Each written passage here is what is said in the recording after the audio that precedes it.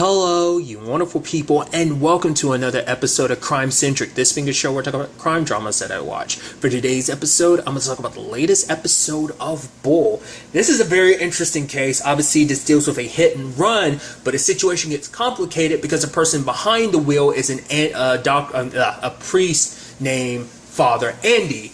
But, Father Andy was drunk. But it's obviously the same van. But then, another father came to Benny about taking this case, and it's a whole complicated situation because this is all about the confessional seal. Because obviously, they hold this to such a high extent of what's said in the confession cannot be used in court and stuff like that, because it's like that confession is between God, the priest, and the person who made the confession. It's so interesting because I never really knew until Father Andy broke it down in this episode. Interestingly enough, that actor, I've seen him pop up in a few things, but most recently, I guess, Power, which is interesting because the actress who plays Angela in Power was also in an episode this season, so I just thought that was kind of interesting, just kind of throwing that in there. But what's interesting, though, is the whole booth thing for the confessional, the curtain and everything, it's meant to hide someone's identity. I don't know why, I just never correlated that in my head in certain regards, it's meant to be oh, you don't know who's confessing, this way you don't, because it's essentially that's because the confession's meant to be between that person and God, so not even just you and the priest. The priest is there to hear your confessions, and what is it? Is it absolve you? When they take your confessions, I think it is. I think the term I'm looking for is absolve.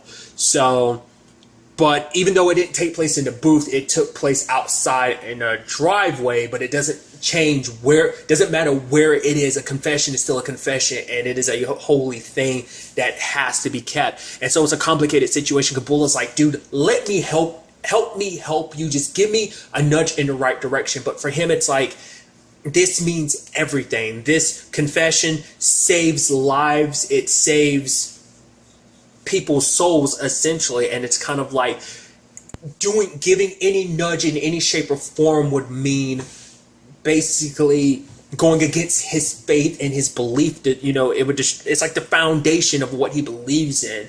And so if I can't help, then I understand if you can't support me going forward. But Bull is me and Benny, we're going to do the best we can to defend you in this whole situation. And it's a very complicated thing because it's the Father Andy has this whole complicated history because it's once there's a cop that pulled him over 2 years ago that smelled some alcohol in his breath. It ended up driving him back to the church or whatever because he was pulled over working on the van because it was a flat tire or something. But for him, it's I wasn't drunk. I had maybe 2 or 3 glasses of wine, but the fact of the matter is I was at a wedding. But, it's not like the officer ever gave me a breathalyzer or asked me how much I had to drink and stuff like that. He probably just smelled it on the father, hence why he was oh, well, you're a father too, so I'm going to just give you a drive back.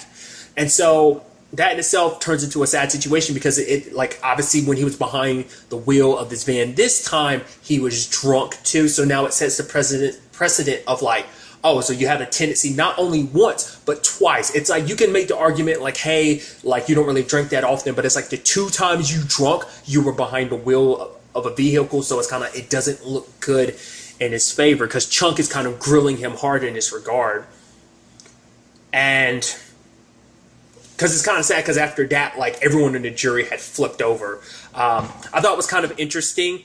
It's a perspective I thought was kind of fascinating, was the whole thing about oh, we should get a lot of people in the jury who go to church regularly, but that doesn't mean as much because I think because it didn't come up, but I'm sure the thought is just because someone shows up at church a lot doesn't mean that they're the most squeaky clean of person, that really they're just doing that to kind of overcompensate for the shady stuff they were up to, that lady who was emotionally cheating on her husband and he didn't know about it because she's texting with someone. So there's that whole situation. But I kind of, once again, that's kind of the pessimistic side of things of being oh yeah, everyone's there to make up for something. That's the super jaded perspective to kind of have on it, and I feel that's kind of what Bull had.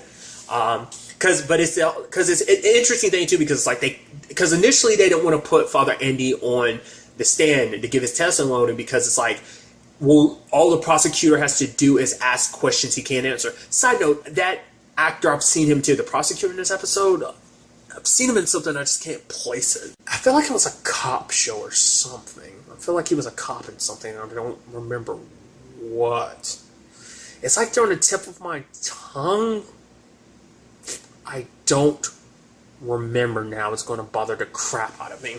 Nevertheless, it's a situation of now, but they kind of have to put him on the stand and everything. And Chunk ended up kind of yelling at him. I was like, yeah, Chunk has a tendency to go harder on certain people, but it's like, oh, because even Father Andy calls him out for it. It's like, oh, do you typically go this harsh on a lot of people, or is it just for me? And it's just because Chunk has his own personal issues when it comes to the whole grand scheme of organized religion, which, you know, even Father Andy's like, a lot of people have a problem with it, but more so in Chunk's case, it has a problem with him being Baptist. And, you know, his whole situation, being gay, like, he for a long time didn't know who he was. And when he started figuring out, like, who he was, he had such an issue with it that he was trying to kind of, like, essentially kind of pray it away and pray that, oh, he could be fixed.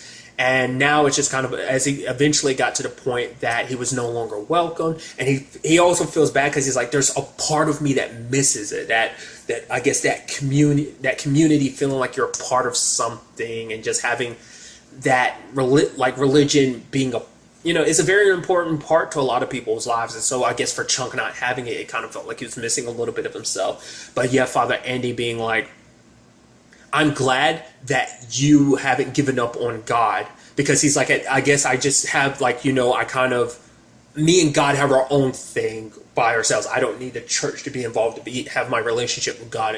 And Father Andy's like, I'm glad you didn't give up on the church. I mean, you didn't give up on God like the church gave up on you. Your church gave up on you. And he's like, and after that, it kind of inspired him to kind of, you know, he's like, go ahead, ask me any questions. And I liked how Father Andy did it, because he did what Chunk told him to, like, not try and make excuses, admit your faults. It's like, I had 2 or 3 drinks. The fact is, the officer never asked me, but he did a good job taking me home, because I had no right to do that in the first place. So that was my fault, and it was a mistake I shouldn't have let happen. Doing what I did with the van situation, I shouldn't have I shouldn't have been in that situation. But, you know, it's obviously like, he was trying to do his best, because, you know, he just happened to have a drink just at that point in time when this whole situation went down. So, and it was kind of strong. It's like, hey, things are kind of looking better for them, until the prosecutor's like, it was kind of interesting, because it's like, oh, technically they're not protected by the whole confessional thing legally, because Father Andy went to the driver for the confession. He, like, pushed it. Essentially, it's like, he's the one that insisted that the driver confess. For the confessional to be right in the eyes of the laws, like the legality for it, it's like the confessor has to go to the priest, which is like, it's interesting that such a small distinction makes the biggest difference. I mean, to be fair, like, that's why the law is the way the law is. There are, like, loopholes around, for better or for worse. There are, like, you know, the wording in the law kind of allows stuff like that.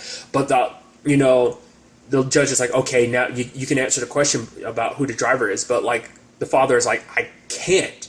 The fact of the matter is, like, because for him, it's like, in the eyes of the law, he understands, but it's like, this is more than just, like, the law of man. This is between him and God. This is his belief, his foundation.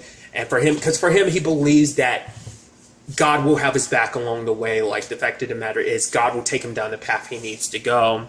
And so he gets held in contempt for it, because he won't go against this, like, you know, his beliefs. Then there's the other father who gave them the job in the first place. He essentially bailed on him, and Bull kind of doesn't like that a lot, because for him, it's like the publicity behind this doesn't look good, because it's like, oh, a drunk priest that a lot of people are trying to, like, the public's opinion is starting to sway. I'm surprised it didn't come up too much, but in the actual court case, but a lot of it was kind of like, oh, maybe the priest, Father Andy's just using confession as a way to shield himself from his own crime, like that he was the one behind all of this. So, and it's kind of like, okay, so make whatever deals you have to make. We just got to end this now. But Bull, it's like, no.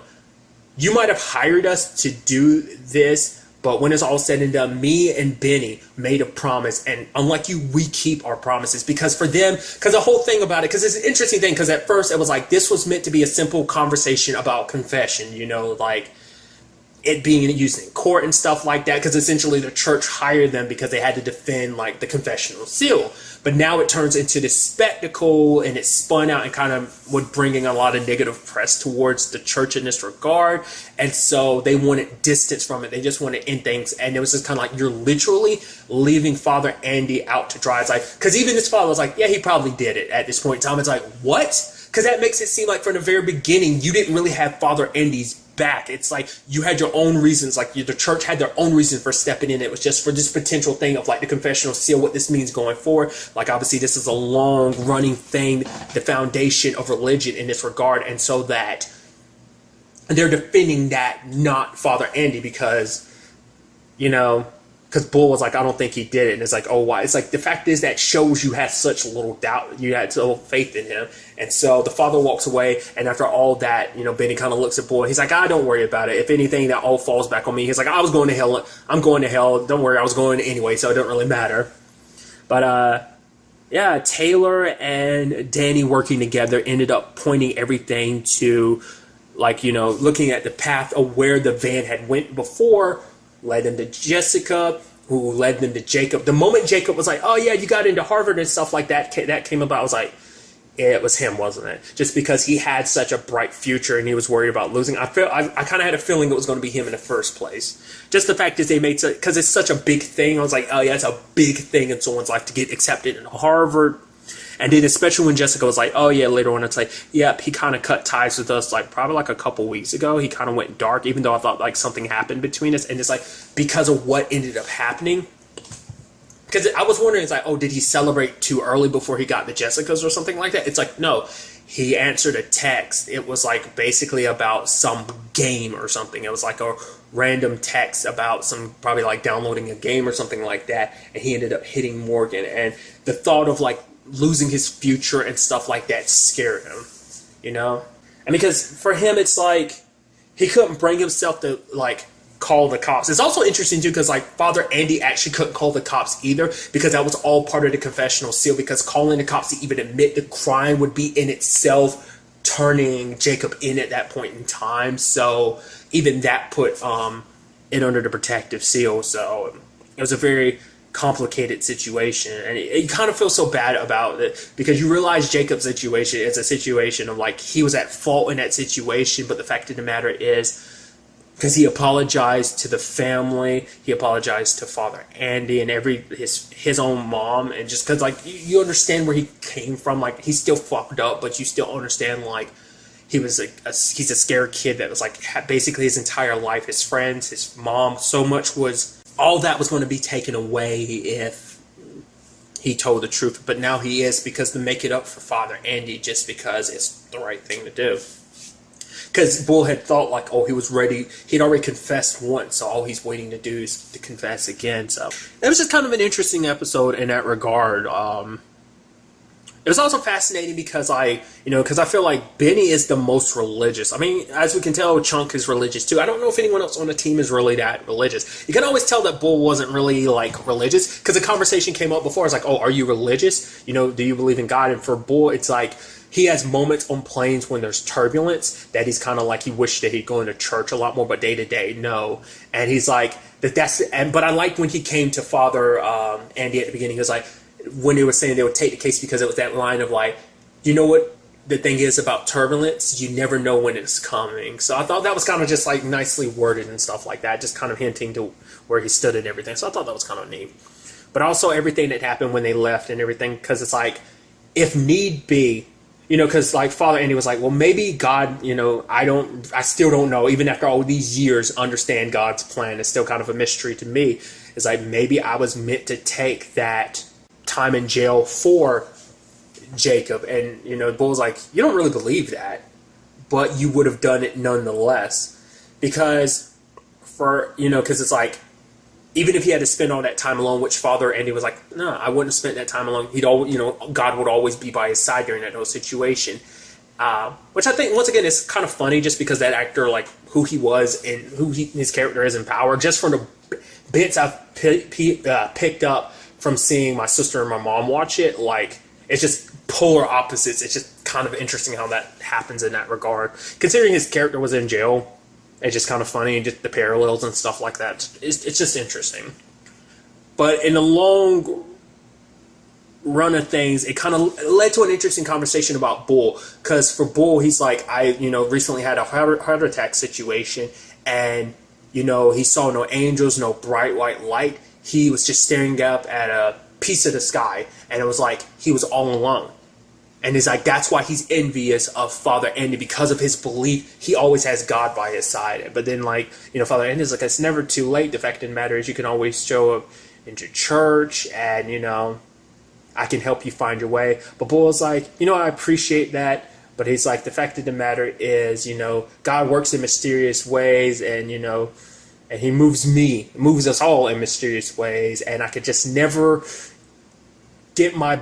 move myself out of bed on a Sunday morning. So I was like, that's just got to be God's will, essentially. And then Father Andy laughing, me like, you're going to hell, you know that, right? And then Bull was like, yeah, I already set up a suite there. And they're laughing a little bit. I just wasn't expecting that to come from a priest, but I think it's just because they're religious and stuff like that. Kind of reminds me of Father, I'm blanking on his name, from Daredevil. It's like, they kind of tell you how it is. So I thought that was kind of pretty neat. So I thought that was kind of a nice way to kind of wrap up the episode. I don't know when the next episode is, because I think Bull is taking a break for a while. I missed it. I was trying to look it up online, but I couldn't see it anywhere. So, but I'm very interested to see where all this kind of takes us when we pick up with Bull, whenever it is it returns. Like, if I do find out, because after I've recorded this, maybe when this goes up tomorrow, maybe if I find out a date in particular, I'll include it in the description, or either that or the comments down below. So, but really, that's all I'm going to talk about. Till the next time we meet, be happy, be safe, live life to the fullest, and enjoy it. Good day and good